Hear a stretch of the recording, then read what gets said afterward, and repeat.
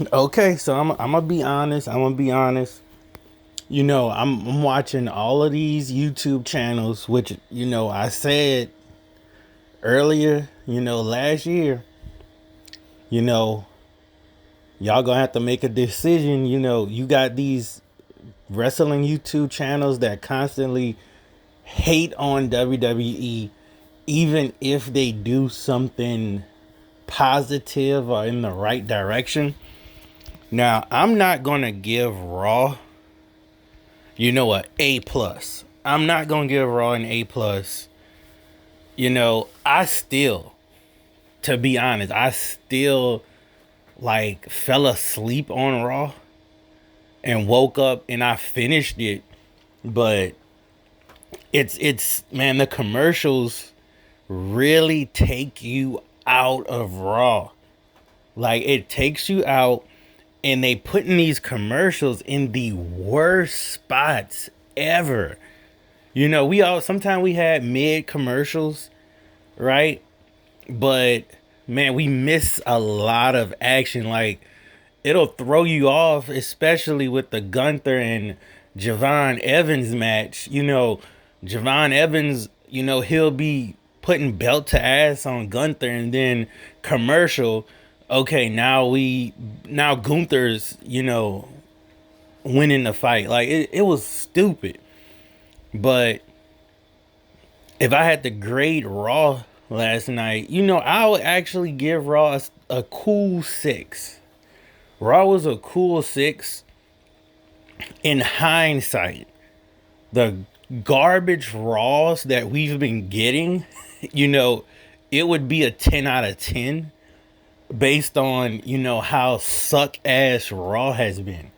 But in the overall WWE Raws, it's a 6 out of 10. And I'm going to kind of go through it. But, we got John Cena starting off, in Madison Square Garden, which this show probably was sold out. The crazy part, the crowd wasn't, they was loud, but they wasn't like the foreign crowds where they just like mega loud. Like to be honest, Bianca Belair in her hometown got a bigger pop than John Cena at Madison Square Garden.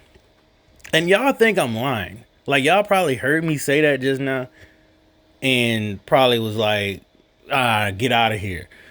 Go watch SmackDown when Bianca Belair came out, and that's kind of when that segment with Naomi. She was like, "Oh, I visited your house or whatever." But go back and watch that. Bianca Belair got a super mega pop, but I just thought that was weird. Maybe John Cena got a big pop, and production turned it down, or they just didn't mic it right or something. I don't know, but it was still a pop, but it wasn't Triple H return pop. Like it wasn't nothing like that. And make a long story short, of course, Dominic came out, blah blah blah.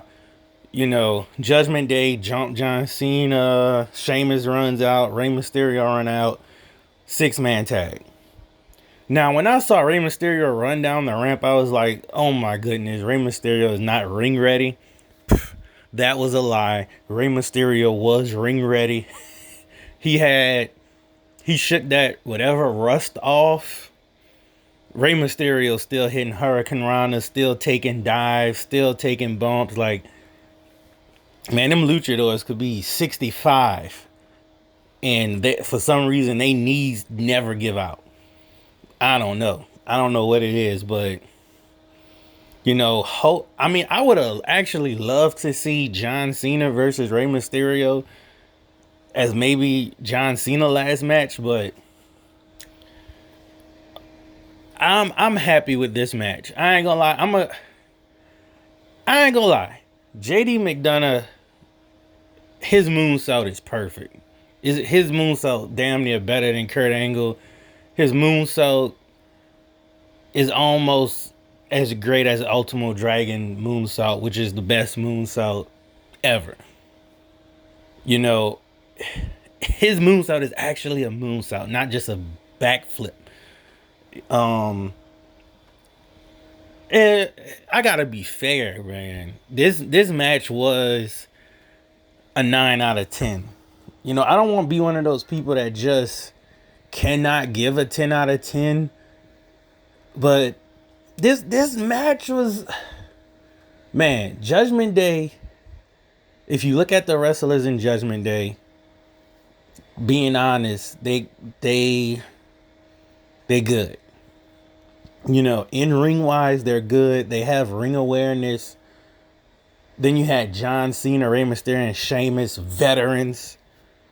You know, I'm gonna just say 9 out of 10. 9 out of 10. This match was a 9 out of 10. Then moving on, Nikki Bella heel turn. I mean, we didn't ask for this, but it's shaking up the women's division a little bit. So I guess we'll watch it if it's on. That's all I'm gonna say. We'll watch it if it's on. But we don't really care about Nikki Bella versus Stephanie. But if it's on, we'll watch it. Then you had Dolph Ziggler come back. I was so pissed because I wanted it to be Edge or Chris Jericho. People look at Dolph. I mean, we know Dolph Ziggler is a good wrestler. And I love this match. It gave that, you know, this is what wrestling was supposed to be like right now. Like, I mean, ring awareness. He didn't just move super fast. You know, when he made everything count. These wrestlers don't do that. Like, these wrestlers are hit a Spanish fly and, you know, lay down on the ground for like a second and pop right back up. No, Dolph Ziggler, I mean, Solo is good at this too. And, you know, this is what I mean, it was believable. Like, you're not going to hit a Spanish fly and just roll up and instantly like start fighting. You're not going to do all this flippy diffy, like hardcore moves and then still kick out. You know, Dolph Ziggler gave it his all. Solo hit him with the Samoan spike and he took the pin. You know, even, you know, if this was anybody else, they would have kicked out. It would have had to take Solo like 3 Samoan spikes to pin somebody. Like, you know, Solo gave him a devastating Samoan spike. And boom. 1, 2, 3. And that's what I like. You know, that match, 9 out of 10. Like, I'm not gonna lie. Like, it was a regular match. But Dolph Ziggler brought it. Solo brought it. You know, Solo was he made Dolph Ziggler look good. Even though Dolph Ziggler hit that elbow drop, boom, 1, Solo kicked out. Just because Solo was like, I'm Solo. Like, I'm supposed to kick out at 1. I'm supposed to be this devastating force, but, you know, talking to anybody else, they wouldn't like that. But we moving on. Charlotte Flair came back to save Alexa Bliss. I guess Charlotte is in War Games. We already knew this. Nice little segment. You know, she came in with the kendo stick. Lash Legend, you need ring awareness. That's the problem with y'all new folk. Y'all get hit with something. Okay, you acted hurt, but you didn't act hurt long enough. You know, Lash Legend, like 3 times, she hit you with the kendo stick. You act hurt for a half a second, and then you turn around. Charlotte Flair is looking the other way, and you almost have like 2 seconds to actually like hit Flair and sort of change the movement, you could at least like, if Charlotte Flair is just looking the other way, before walking up or something, like, I mean, I'm not in the ring, but you could have like pulled her hair or something and let her like hit you or something. I mean, like, these new wrestlers are not taught, if things aren't set in stone, ABC, they don't have a A1, a A2, or B1, B2. Like, they're just strictly, if we miss a step, it throws them off. And I don't know where the veterans are, but they need to get it together. Like, that's the whole point of NXT, to get you ready for this main roster stuff. And maybe they just feel like a lot of people aren't ready, but like, Jade got ready on the main roster. Lash, you've been in NXT, come on. But another match, and this is where I fell asleep from these damn commercials and stuff, but AJ Lee returns, which distracts Becky and let Maxxine Dupri win. She's the new Women's Intercontinental Champion. This match actually was the worst match in their little trio. Like, they fought 3 times or whatever. They went hard the first time, but they just had to get this belt off of Becky so AJ Lee and Becky could, I guess they're going to have a rivalry or something like that. But kind of glad we got Maxxine Dupri, which is a good wrestler. Like, she's not a jobber. You just don't see her. Now we can see her. Like, if we was getting Maxxine Dupri versus Lyra and some of these other people, hopefully we could get a Roxanne versus her. And I mean, you got so many other women wrestlers y'all could be throwing at this girl. But WWE will take a storyline that's not a storyline and just drag it out for 4 months. It's dumb. Hopefully we get to see Maxxine Dupri, defend her title at least twice a month. Fight 1 week, don't fight the next week, fight the next week, backstage. I mean, come on, y'all could do that. Next we had Javon Evans versus Gunther. And even this match was like, I mean, y'all gonna call me crazy, but this match, I'm gonna give this a 7 out of 10. This was actually more entertaining than CM Punk versus Gunther. Like, okay, Javon Evans does the flippy dippy stuff. He calls himself bouncy. And he's not stiff with it, I guess. He does his little kicks. I mean, he jumps out the ring. This was a nice match for Gunther. Gunther wasn't doing really heelish shit. Gunther, I don't know. They kind of ruined Gunther's. Gunther is supposed to be like Kane.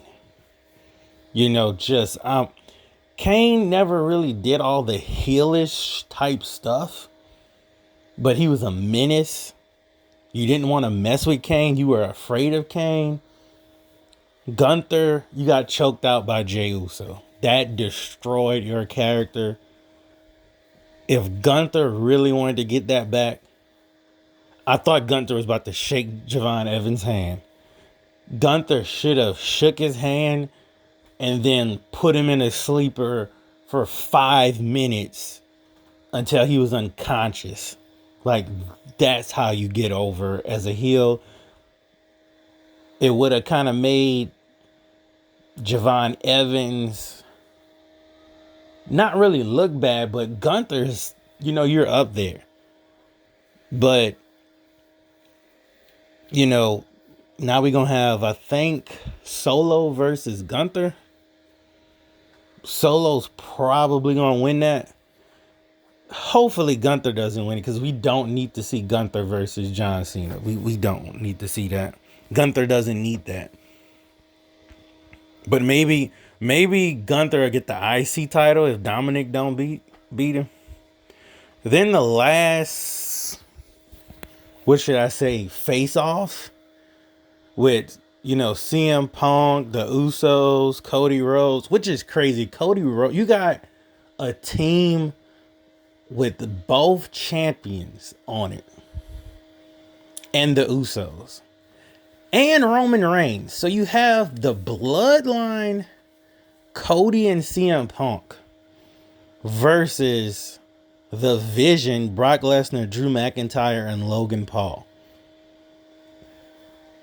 It's good, but I'm surprised they're using every last good super. Like, you have no backup. And Bronson Reed is a jobber.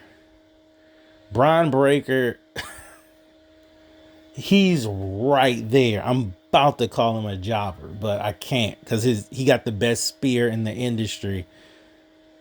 But don't get it twisted. This match won't be what you expect. You're going to get a lot out of the Usos and a lot out of Logan Paul and a lot out of Drew McIntyre. CM Punk, Roman, and Brock Lesnar will not, and Cody will not give y'all their all. I guarantee you those guys are old.